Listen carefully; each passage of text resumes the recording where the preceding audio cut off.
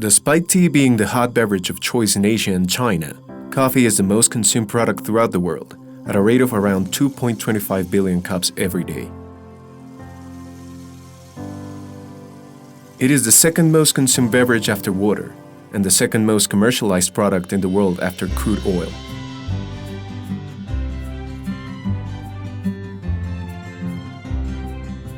To understand why this beverage is so beloved around the world, let's journey to South America, where we will find the birthplace of one of the most famous coffees of the world, Colombian coffee.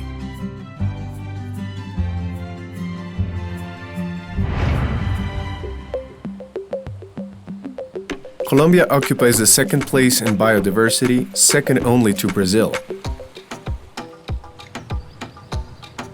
Its varying climates and fertile lands have allowed the locals to cultivate products such as chocolate, corn, banana, sugarcane, and coffee.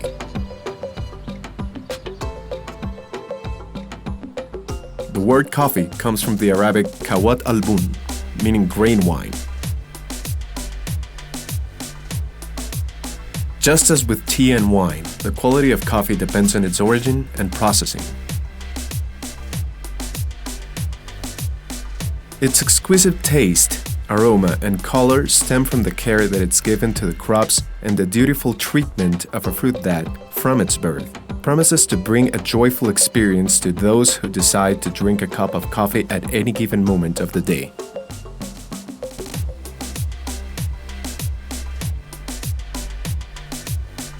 Even though coffee originates from Africa, Colombia's lack of seasons, constant rains, mountainous terrains, and varying temperatures and elevations create the perfect conditions for coffee crops to prosper all year round, resulting in products of great variety and quality, widely regarded for their delicacy and aroma.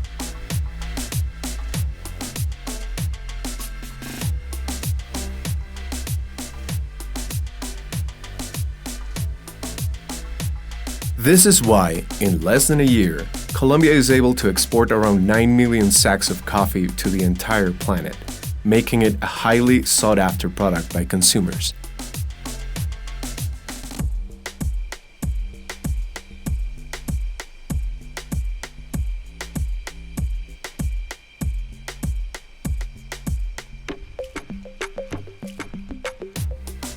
Colombia's coffee-making region, named a Cultural Heritage Site by UNESCO in 2011, has more than 900,000 acres of cultivated land, which are constantly watered, both naturally and artificially, for 3 to 4 years.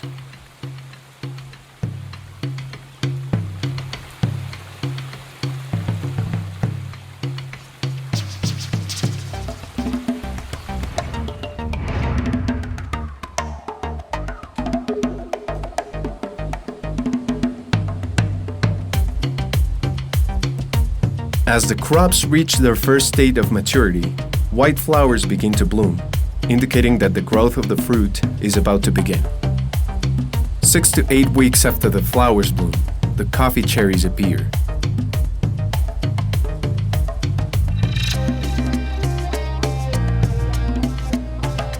At first green in color, the cherries turn into a deep shade of red and sometimes yellow, indicating their maturity.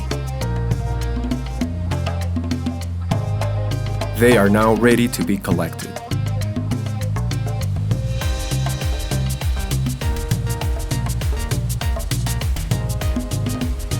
Coffee is produced in more than 70 countries in the world. Some of the biggest producers have automated the production and collection of their crops.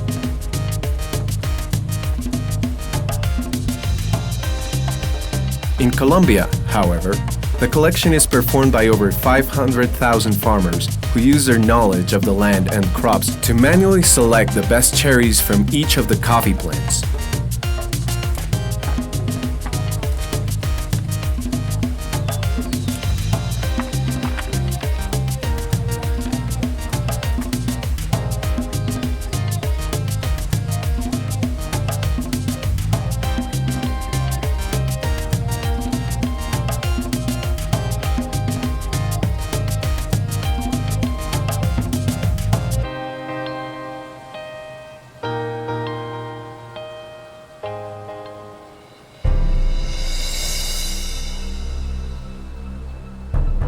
Striving to offer the best product possible, the Colombian cafeteros make sure the fruit's conditions are optimal in order to guarantee that only the sweetest, most delicate and aromatic grains reach coffee cups around the world.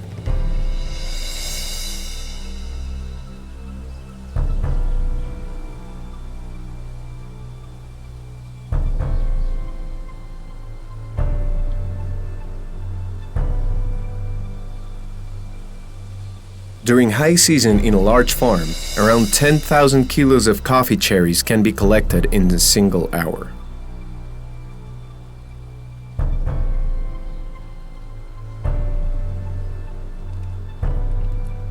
In order to obtain 500 grams of toasted coffee, around 1,900 cherries have to be picked.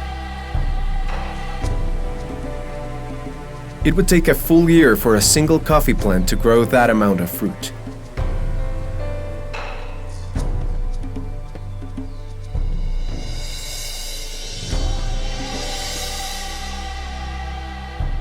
Nowadays, coffee is transported in trucks, but it used to be transported in mules, who could only carry 2 bags of around 125 kilograms called carga, the Spanish word for load.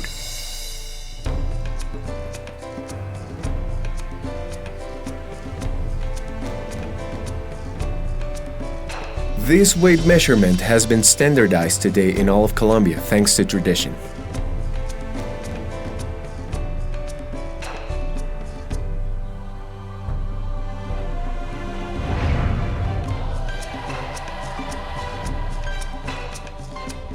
Once collected, the fruit is taken to the pulp removing machines. This process must be performed within 6 hours after collection in order to ensure a quality product.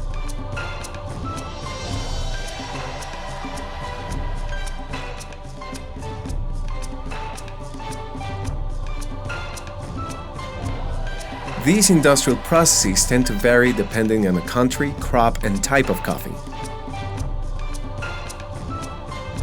Their duration has a big influence on the quality of the product that is ultimately taken to the market.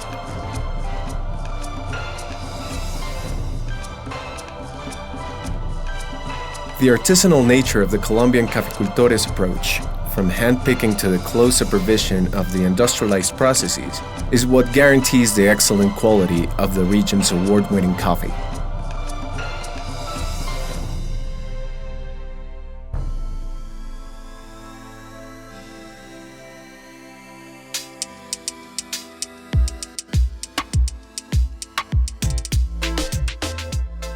Before drying, coffee producers decide between 3 types of fermentation.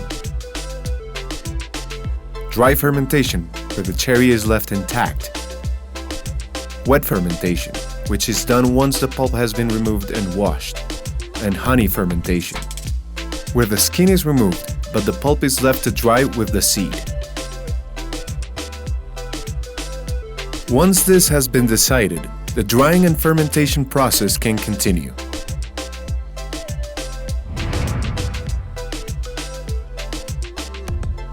The coffee grains are dried in order to reach a humidity level of 11%, a quality standard.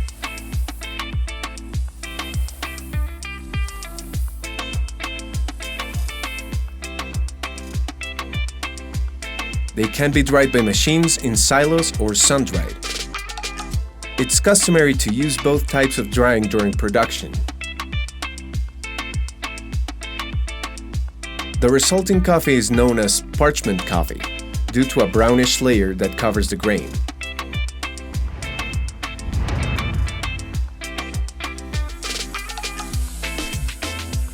It is then taken to the threshing machine where the aforementioned layer is removed. This step is essential as it is here that all impurity is removed to reveal the grain's real size, weight, color, and appearance, essential to the final selection process.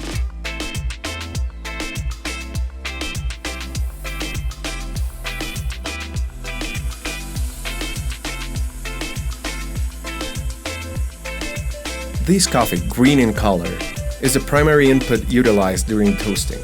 It smells of fresh coffee and its humidity levels range from 10 to 12%.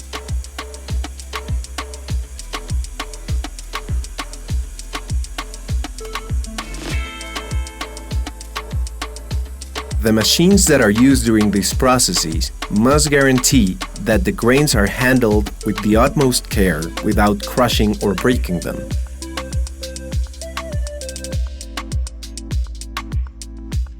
Many coffee growers export this grain so that the toasting processes can be applied at their final destinations.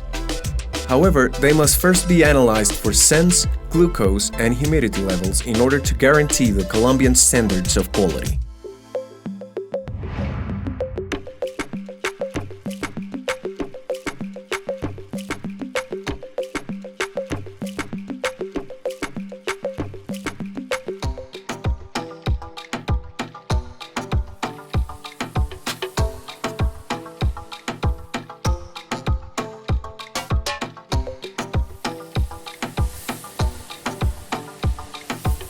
Finally, the coffee grains enter the toasting process.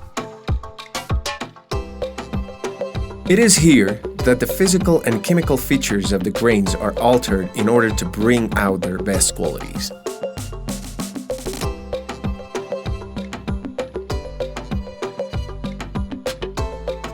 It represents one of the key steps in production, as it is now that coffee reaches its full potential in both taste and aroma.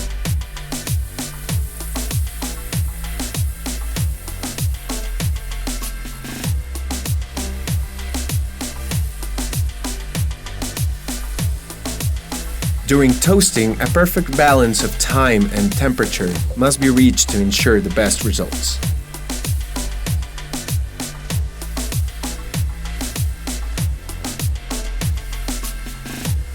According to the grain that is used as primary input, 3 types of toastings can be applied. Low toasting,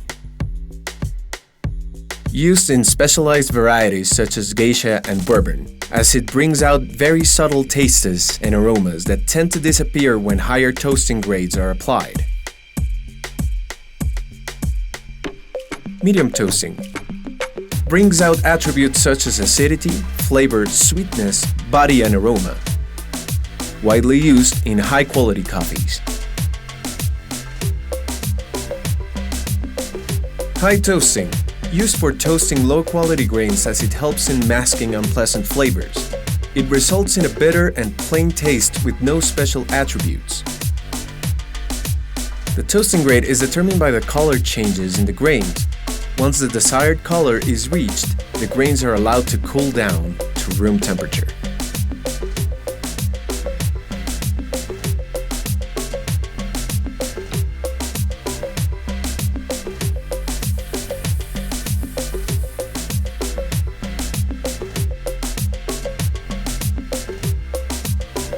Toasting, highly regarded as an art, must be perfect in order to ensure a quality coffee that can stand out in the world market.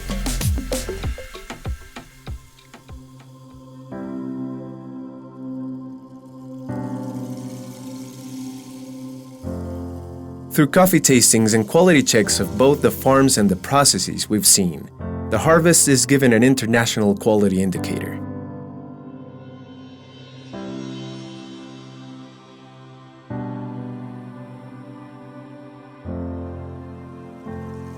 High scores of more than 86 points receive the status of specialty coffee. Every point above that allows producers to charge more for their coffee.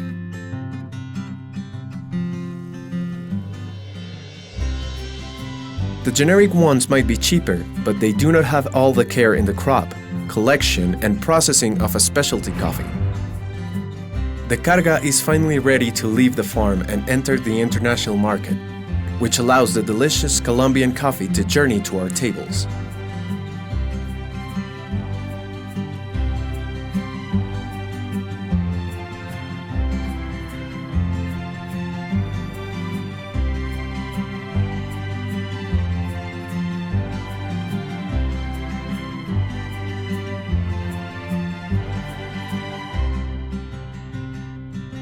Invitamos a toda China a que descubra la magia y los sabores únicos del café de Colombia.